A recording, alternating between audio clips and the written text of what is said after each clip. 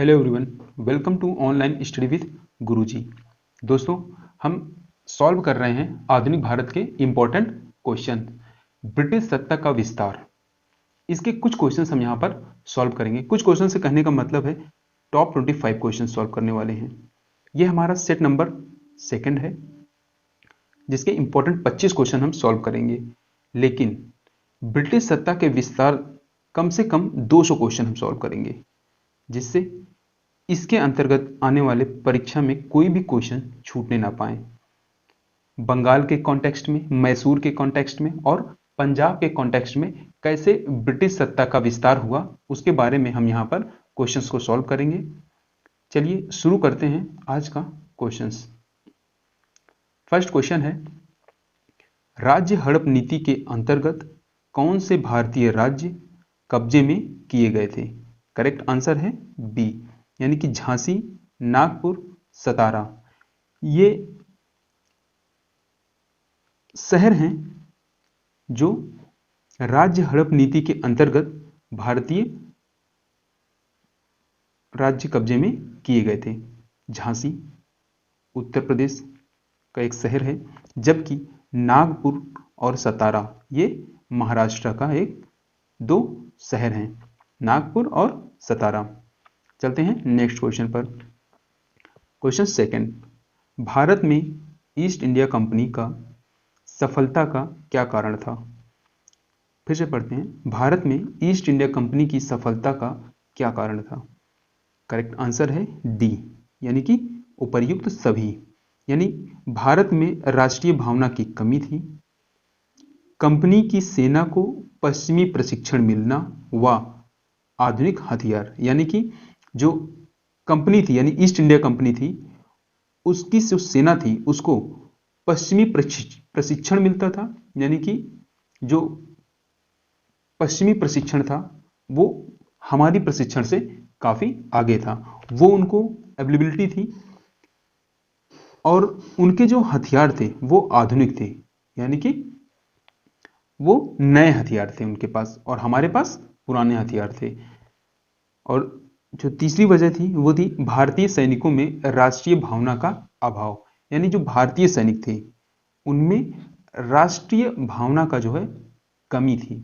जबकि यहां पर क्या कहा गया है, भारत में राष्ट्रीय भावना की कमी थी। यहां पूरे भारत की बात की गई है, जबकि यहां भारतीय सैनिकों की बात की गई, यानी कि भारत के लोगों में और भारत के सैनिकों में उस समय राष्ट्र की भावना की कमी थी। यही कारण था जिसकी वजह से ईस्ट इंडिया कंपनी जो है वो सफल रही। चलते हैं नेक्स्ट क्वेश्चन पर। क्वेश्चन थर्ड, भारत में किस वायसराय के कार्यकाल में Indian penal code, civil procedure code, criminal procedure code पारित किए गए?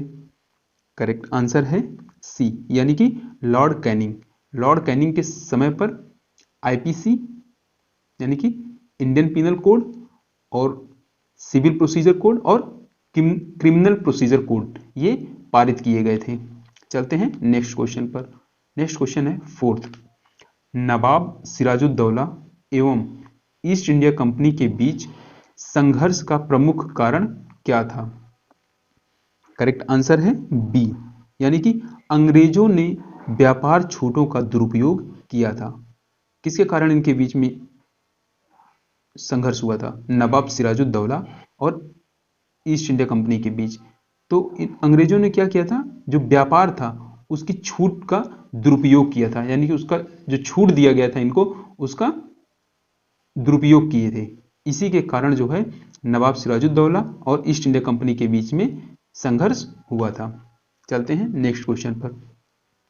नेक्स्ट क्वेश्चन है फिफ्थ, प्लासी के युद्ध में सिराजुद्दौला का साथ किसने दिया था?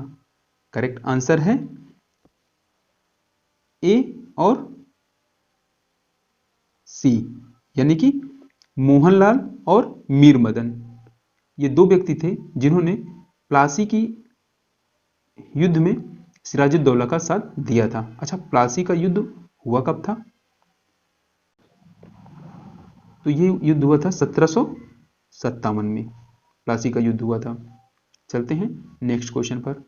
नेक्स्ट क्वेश्चन है 6, किस इतिहासकार ने द्वैध शासन के काल को डाकुओं का राज्य की संज्ञा दी थी? तो करेक्ट आंसर है के एम पडिक्कर।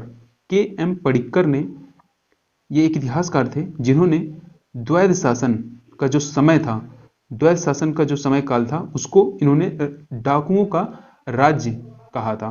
क्या कहा था? डाकुओं का राज्य कहा था द्वैध शासन के समय काल को। चलते हैं नेक्स्ट क्वेश्चन पर। सेवेंथ क्वेश्चन, सुरक्षा प्रकोष्ठ नीति संबंधित है? करेक्ट आंसर है ए, यानी कि वॉरेन हेस्टिंग से संबंधित है सुरक्षा प्रकोष्ठ नीति। चलते हैं नेक्स्ट क्वेश्चन पर। नेक्स्ट क्वेश्चन है 8, किस भारतीय को रॉबर्ट क्लाइव ने बिहार का नायब दीवान नियुक्त किया था? करेक्ट आंसर है डी, यानी कि राजा सिताब राय को रॉबर्ट क्लाइव ने बिहार का दीवान नियुक्त किया था। चलते हैं नेक्स्ट क्वेश्चन पर। क्वेश्चन 9, रणजीत सिंह ने सुप्रसिद्ध कोहिनूर हीरा किससे प्राप्त किया था? करेक्ट आंसर है ए, यानी कि शाह सूजा। किससे पाया था कोहिनूर हीरा? शाह सूजा से पाया था। किसने? रणजीत सिंह ने शाह सूजा से कोहिनूर हीरा प्राप्त किया था। चलते हैं next question. Question 10, Haidar Ali को पोर्टो नोवा के युद्ध में किसने हराया था? करेक्ट आंसर है बी, यानी कि सर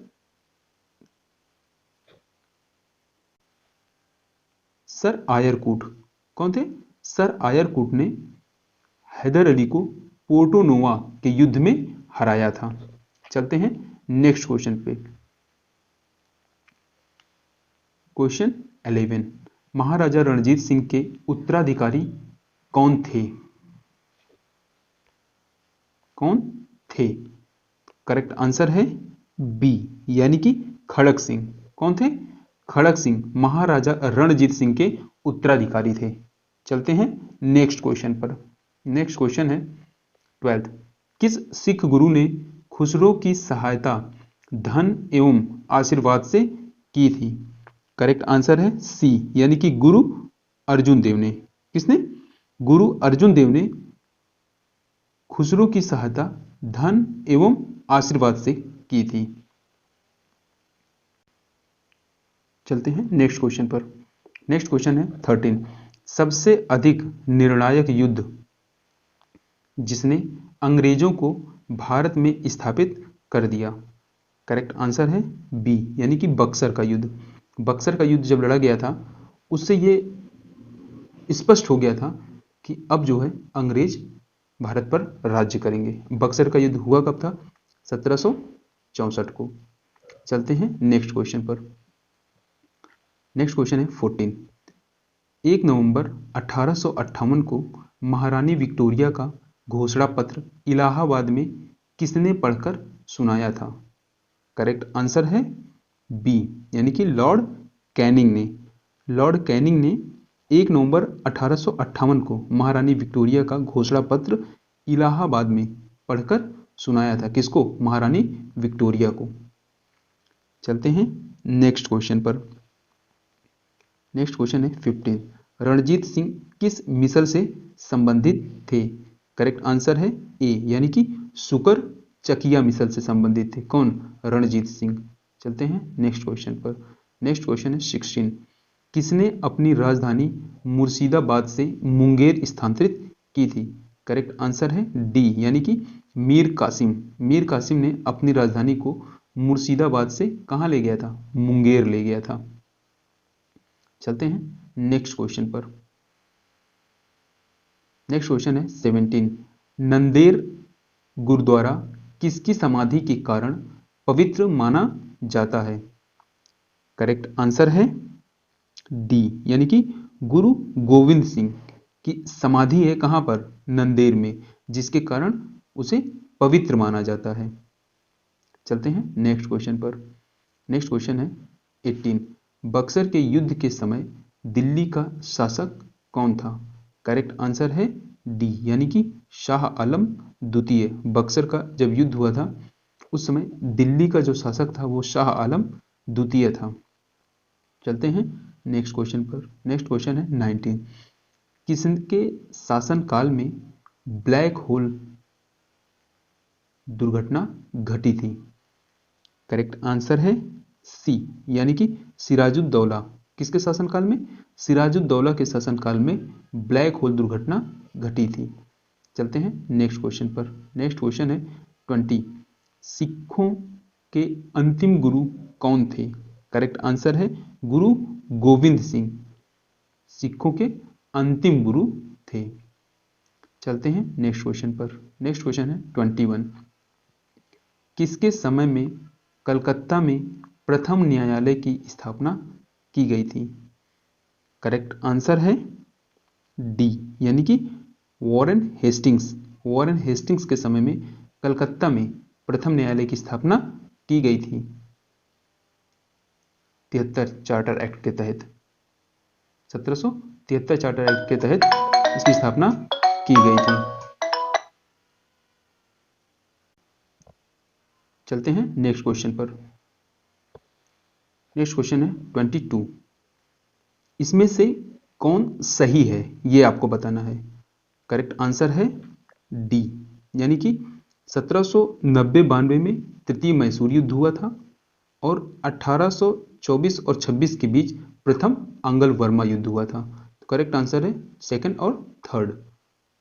चलते हैं नेक्स्ट क्वेश्चन पर। नेक्स्ट क्वेश्चन है 23।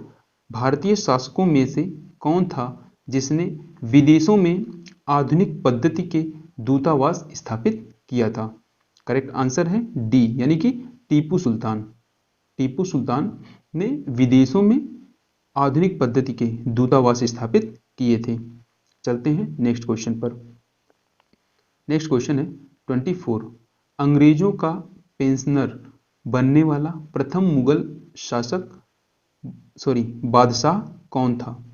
करेक्ट आंसर है ए यानी कि शाह आलम द्वितीय प्रथम पेंशनर था अंग्रेजों का।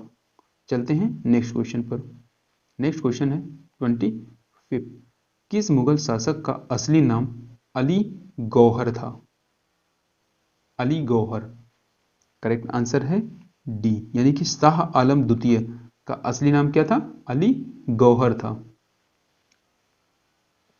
दोस्तों ये जो 25 क्वेश्चंस मैं सॉल्व किया हूं आज, ये किसी ना किसी एग्जाम में पूछे गए हैं, चाहे वो यूपीपीएससी हो, चाहे वो यूपीएससी हो, चाहे यूपी ट्रिपल एससी हो, चाहे एमपीपीएससी हो, कहीं ना कहीं ये क्वेश्चन पूछे गए हैं। इसलिए ये क्वेश्चंस बहुत इंपॉर्टेंट हैं। इनको पढ़िए और प्रैक्टिस सेट को सॉल्व करिए। वीडियो आपको कैसा लगा कमेंट बॉक्स में जरूर बताएं। Thanks for watching this video.